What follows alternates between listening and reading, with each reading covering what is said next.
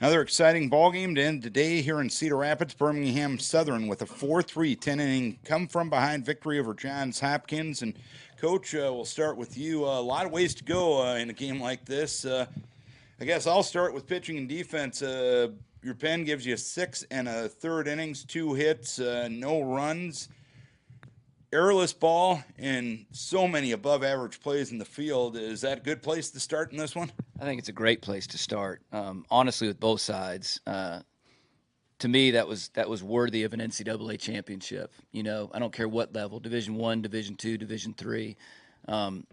It's a mentally grueling game because it can turn on any pitch and any at bat.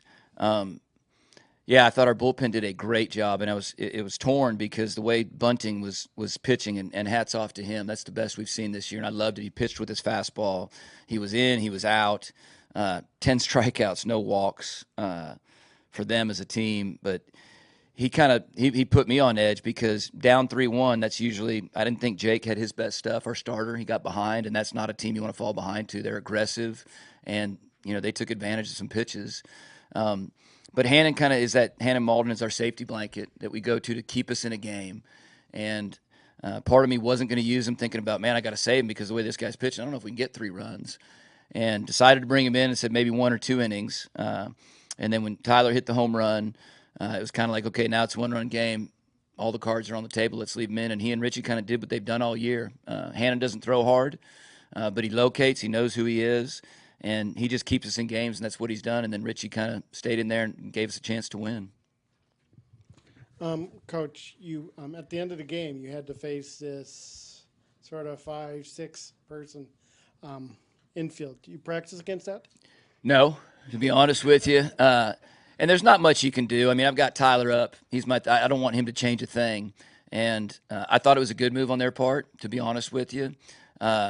We haven't really seen that before. No, I don't want Tyler to change anything. And part of that, I think, is in the back of my mind, I was thinking, man, is this move going to change his approach at the plate? Not just defending the field, but is it kind of messing with his head a little bit? And they did everything but make one throw. It played to their advantage. They got the ground ball. And unfortunately, for them, it ended like that. But, I thought it was a great job. And that pick play they ran on was executed perfectly. I kind of read the shortstop a little bit, but he did a great job selling it. The timing was perfect. They did a great job. Tyler, you didn't have the best of days. But sort of go through that last at-bat. Well, throughout the day, I had a couple barrels. I mean, I hit one ball to the warning track, and I felt like I was seeing the ball pretty well throughout the day. But in my previous at-bat against the same arm, I did strike out against a slider. So when I got behind, I think it was 1-2. I missed my 2 fastballs. I knew he was probably coming back with it as a strikeout pitch, so I said I had to get something on it, and striking out was not an option. So fortunately, it worked out pretty good. And Tyler, same thing about the home run. What was the pitcher throwing you?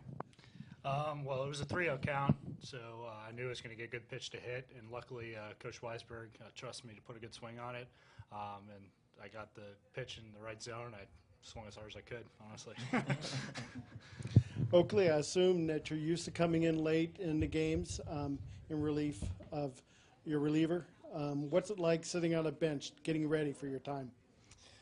Like you said, I've kind of gotten used to it, so around the 6th inning I start getting loose, and then when I hear the timing of when they're going to get the ball to Richie, I know that's when I need to be ready to go on the field. So just kind of gotten used to it throughout the year, and I think it's worked out pretty well. So anything about that great catch you made sort of saving a run? Not really. I just kind of tried to see where the ball was going to be and get there as fast as I could and figure it out after that.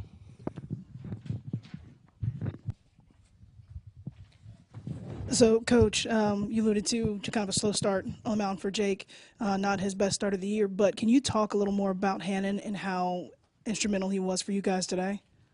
Yeah, I think, like I mentioned before, I think the biggest thing is the word trust. I think our entire team trusts him. He knows who he is, and he does not try to do too much. You look at velocity, and you don't think this guy should be able to exceed or excel in these situations, but he's done it over and over and over. He just continues to make quality pitches, and like I said, he's a safety blanket. Our guys knew He may give up 1. I don't think they think he's going to throw a bunch of zeros up there, but our guys knew that he's going to keep it at a 1-inning game, and that's just what he's done all year. And you know, hats off to him. It was originally going to be 1 inning, then 2, then 3, and then kind of after Tyler hit the home run to make it 3-2, I just told him we're rolling the dice and you're staying in, and he's got it. And he continues to answer the bell. It's really impressive. So talk a little bit about Luke DiPiero. I know kind of to me an unsung hero, the plays he was making in the outfield. Can you talk a little bit about him? Yeah, he made that great play last night, and you know, he just has great instincts in center field. He's not our fastest guy, but he's done a magnificent job in these 2 games of patrolling it out there. And honestly, the last 2 weeks, he's really started to swing the bat well, and it was really nice to see a freshman just not make too much of the moment, and just keep doing what he's doing. That was one of my fears going in, was a freshman in this situation, is he going to try to do too much? But he's just been really professional, really mature, and just kind of he stayed in the moment, and it's been really nice to see. Now, I'm thinking that right now your middle name is Walk-Off at this point, considering how you got through SAAs and everything else. For the players, how do you guys stay up when the game gets like that? I would say it starts with our bullpen. We have arms like Hannon and Richie coming out. We're always confident we'll be in it, even if our starter does not have a quality start. And our dugout helps us really stay in it, too. We have the Electric Factory, and they provide the energy all 9, and they're awesome. I'd go off of that, too, as well. I mean, when Richie comes in the game and it's a close game or we have a lead, we know that he's going to lock it down. Same with Hannon. But the dugout, like you said, has been a great contributor all year. They bring the energy, and we try and provide it in the end of the game. Well, we've had a lot of these walk-off wins, and so coming into having another one, you kind of know when we get late in the game and it's tied, we've got a really good shot to win the game. And having that confidence to win the game, knowing you get to go back in the locker room, Vinny's going to put Glory on repeat, and we're going to be bumping and having fun. It's going to be a great time. So for those people who don't know, what is the Electric Factory? That's the bullpen. That's about it. That's about it. So we were at Trinity earlier this year, and they kind of have a caged-in bullpen, and I honestly didn't like the energy of the dugout and kind of sent them all down there if they weren't on the card to throw. And they went down there, and they really got into the game, and they just started. And then we went home, and they've just been awesome. It's a group that they stay down there, they stay locked into the game, but they're not afraid to have fun. Nicknamed the Electric Factory, and these guys will tell you it's meant a lot to us. It's added some fun, some excitement to the game, rather than just sitting there in the dugout, bump on the log. They know their role. They're ready to pitch when they come in, but they're not afraid to have fun down there. And this game is supposed to be fun, and they allow us to do that. They also have a Twitter page where they do bullpen reviews and different things they're doing in the dugout. So if you're interested in that, you can follow it on Twitter.